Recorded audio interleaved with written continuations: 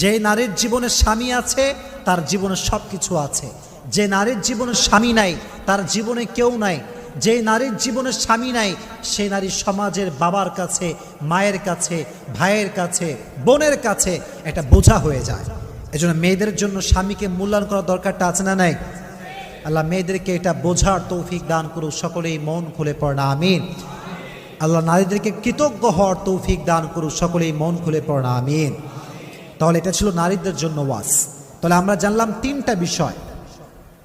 এক হচ্ছে ঈদের দিন পা ধরে সালাম দিয়ে সালামি নেওয়া জায়েজ আছে কিনা, 1 নাম্বার। 2 নাম্বার, মেহেদি মাখা জায়েজ আছে কিনা, 2 নাম্বার।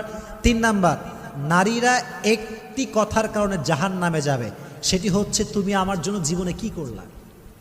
এই জন্য যেই বোনেরা আমার কথা শুনছেন মাইক থেকে, কলোনির ভেতর থেকে, সবাইকে আমি বলছি স্বামীর কাছে কৃতজ্ঞ হবেন, কৃতজ্ঞতা আদায়